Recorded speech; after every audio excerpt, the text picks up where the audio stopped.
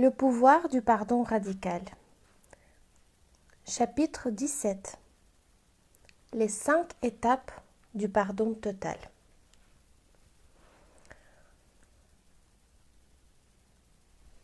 Que cette technologie du pardon total prenne la forme d'un stage, des 13 étapes de la feuille de travail du pardon total ou de la cérémonie, chacune d'elles a pour objectif de vous amener dans les 5 étapes essentielles du pardon total. Les voici. Première, raconter l'histoire. Dans cette étape, quelqu'un est volontaire pour nous écouter avec compassion, raconter notre histoire et honore le fait que cela représente notre vérité du moment. Si l'on remplit une feuille de travail, cette personne pourrait être nous-mêmes. Le fait que notre histoire soit entendue et qu'elle ait un témoin est la première étape vitale pour lâcher prise. De même que la première étape pour ne plus se sentir victime est de vivre pleinement cette situation, nous devons également ressentir pleinement notre histoire lorsque l'on se sent victime et éviter toute interprétation spirituelle au cours de cette étape.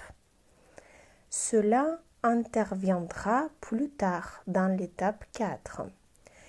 Ici, nous devons commencer où nous sommes ou là où nous étions si nous retournons dans le passé pour guérir quelque chose, pour que nous puissions ressentir une partie de la souffrance qui a causé le blocage énergétique en premier lieu. 2. Ressentir les émotions. Il s'agit de l'étape vitale que beaucoup de personnes soi-disant spirituelles veulent délaisser, pensant qu'elles ne devraient pas avoir de sentiments négatifs. Il s'agit purement et simplement d'un déni qui passe à côté du point crucial qui est que notre véritable pouvoir réside dans notre capacité à ressentir pleinement nos émotions et ainsi à totalement assumer notre humanité. Ce n'est que lorsque nous nous donnons la permission d'accéder à notre souffrance que notre guérison commence. Le voyage vers la guérison est essentiellement un voyage émotionnel, mais il ne doit pas forcément s'agir que de souffrance. Il est surprenant alors que nous explorons les différents niveaux d'émotion et que nous nous permettons de ressentir la douleur véritable, de voir avec quelle rapidité cela peut se transformer en paix, joie et remerciement. Troisième, faire s'effondrer l'histoire. Cette étape observe la façon dont notre histoire a commencé et dont notre interprétation des événements nous a amenés à former certaines croyances erronées dans notre mental qui ont déterminé nos pensées sur nous-mêmes et la façon dont nous avons vécu notre vie.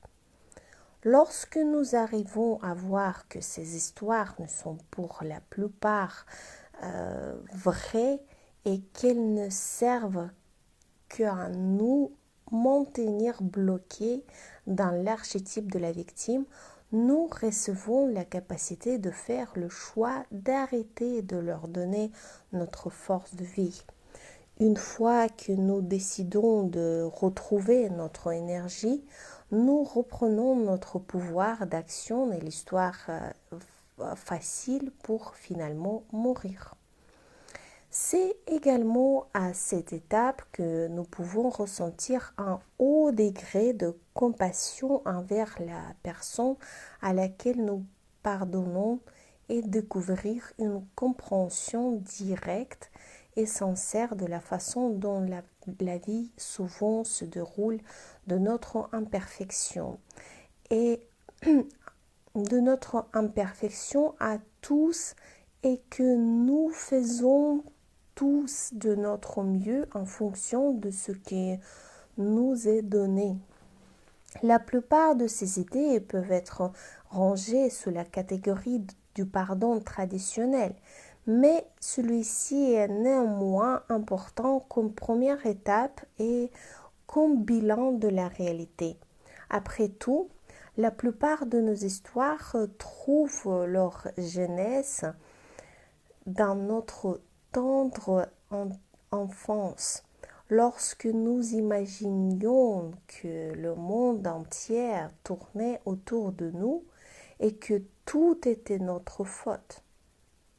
C'est là que nous pouvons en finir avec certaines des blessures centrées sur l'enfant en faisant simplement intervenir notre perspective d'adulte pour supporter la situation et confronter notre enfant intérieur à la vérité crue de ce qui s'est réellement passé ou de ce qui ne s'est pas passé, pour faire la distinction avec notre interprétation.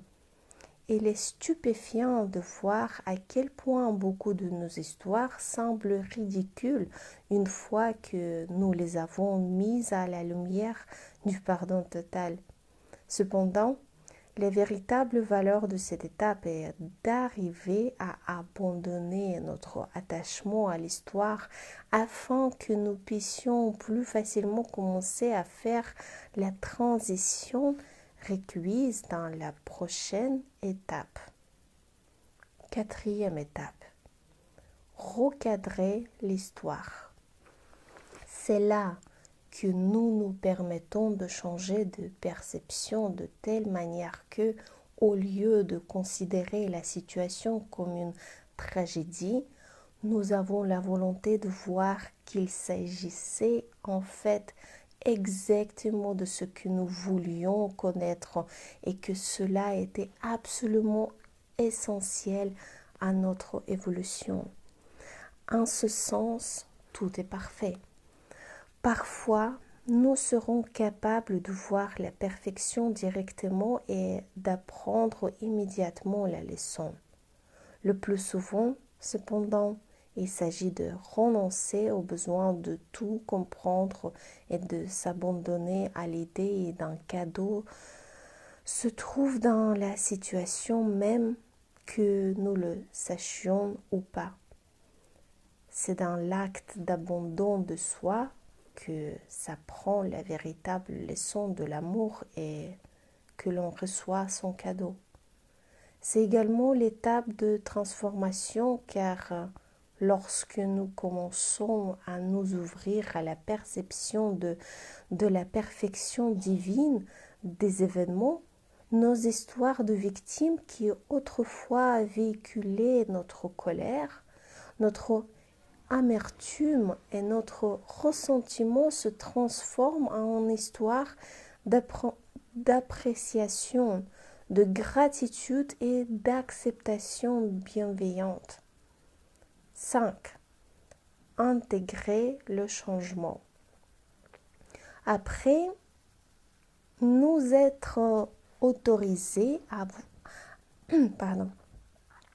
Après nous être autorisés à avoir la volonté de voir la perfection de la situation et après avoir transformé l'histoire originelle en histoire de gratitude, il est nécessaire d'intégrer ce changement au niveau cellulaire. Cela signifie qu'il faille l'intégrer dans les corps physique, mental, émotionnel et spirituel pour que cela fasse partie de qui nous sommes. C'est la même chose que de sauvegarder votre travail informatique sur disque dur. Ce n'est qu'à ce moment-là qu'il deviendra permanent. Je trouve que la respiration satori est un très bon moyen d'intégrer le changement. Que cela soit fait durant le stage ou peu après, cette respiration implique de s'allonger et de respirer consciemment de manière circulaire en écoutant une musique forte. Voir chapitre 27. Avec les feuilles de travail, l'intégration passe par l'écriture et la lecture des affirmations à voix haute. Dans le CD des 13 étapes, il s'agit de faire l'affirmation verbale que l'on voit à la perfection.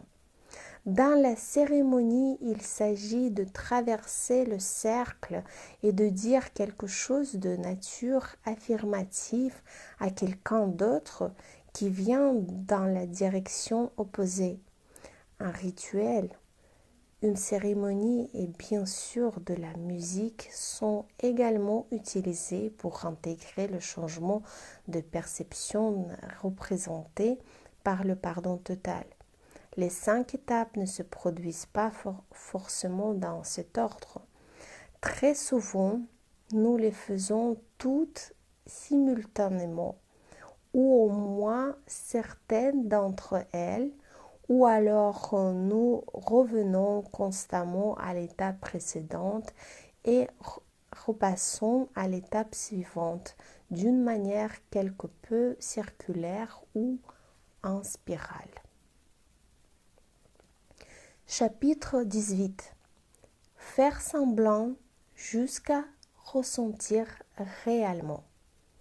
Le pardon est un voyage et celui-ci commence toujours dans un espace de non-pardon. Pour en arriver au bout, cela peut vous prendre des années ou quelques minutes.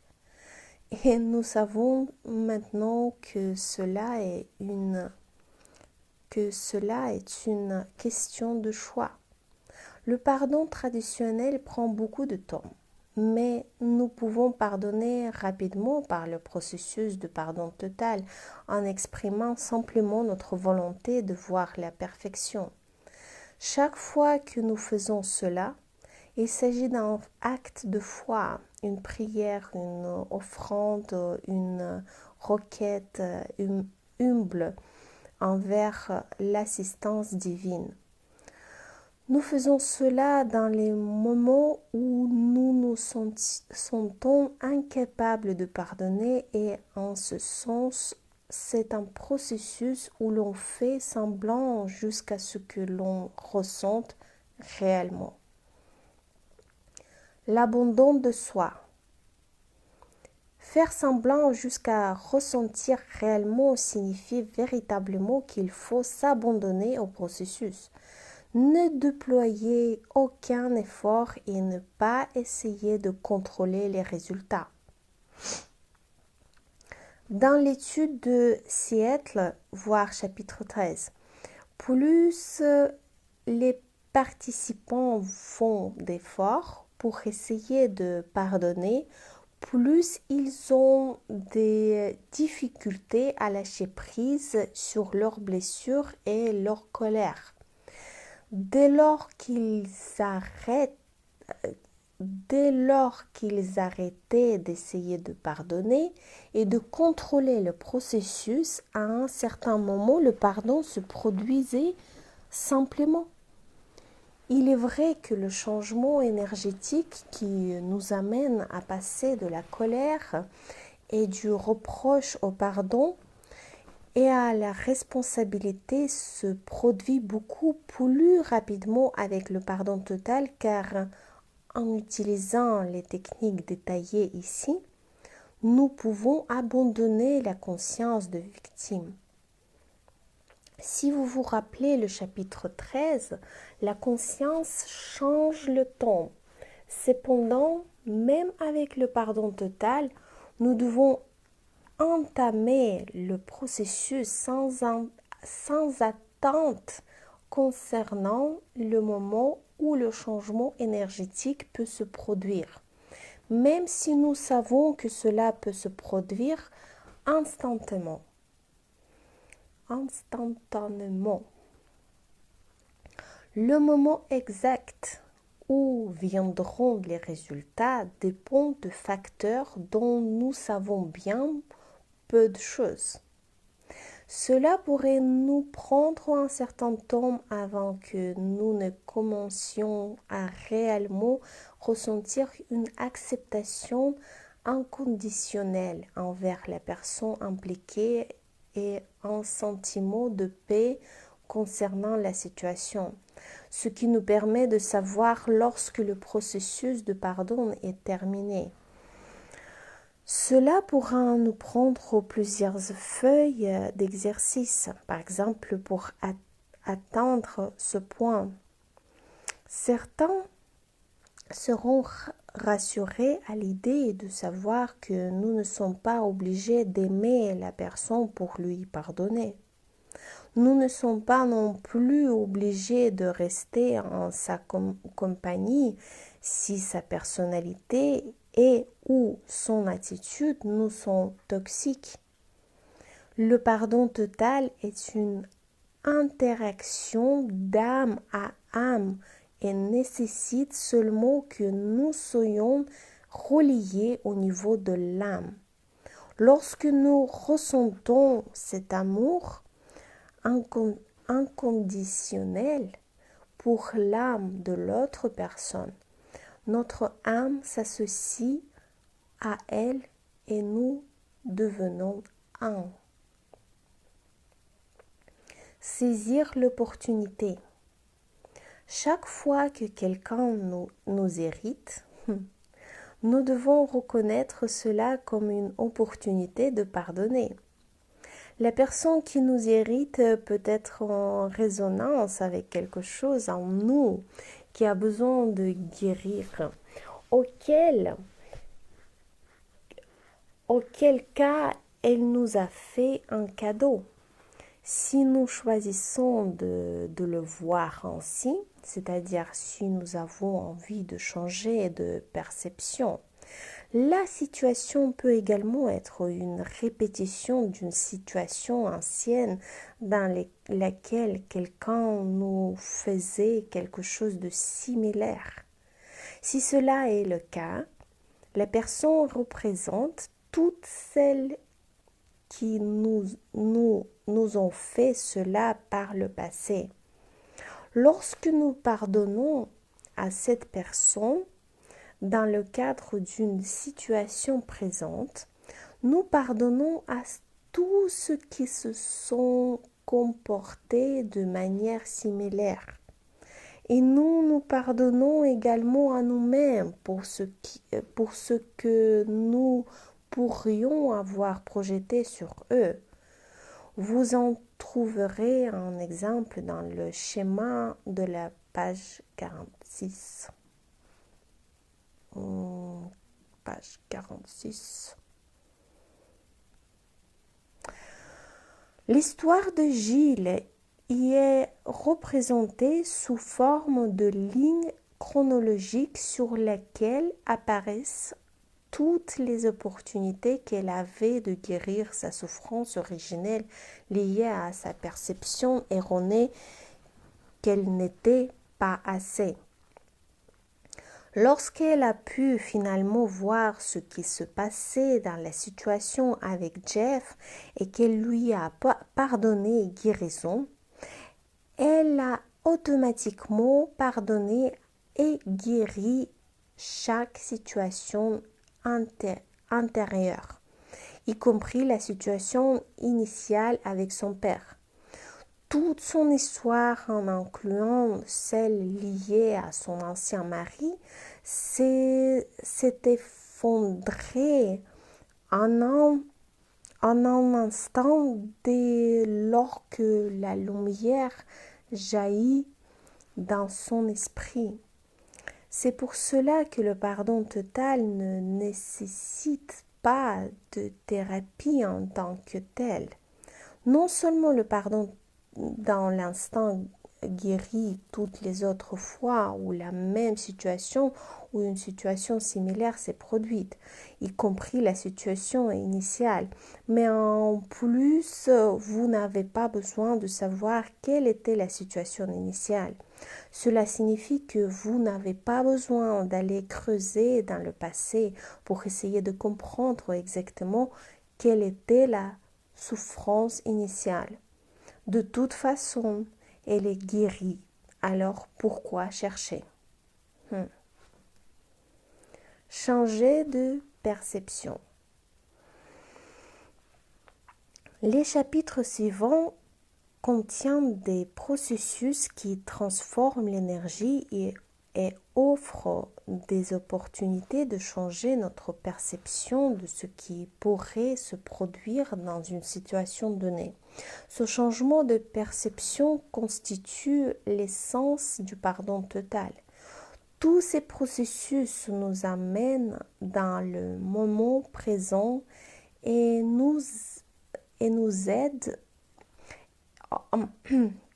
Tous ces processus nous amènent dans le moment présent en nous aidant à reprendre notre énergie dans le passé et à la retirer du futur, ce qui dans les deux cas doit être fait pour qu'il puisse y avoir un changement. Lorsque nous sommes dans le moment présent, nous ne pouvons pas avoir de ressentiment car le ressentiment ne vit que dans le passé. Nous ne pouvons pas non plus ressentir de peur car la peur n'existe qu'en relation au futur.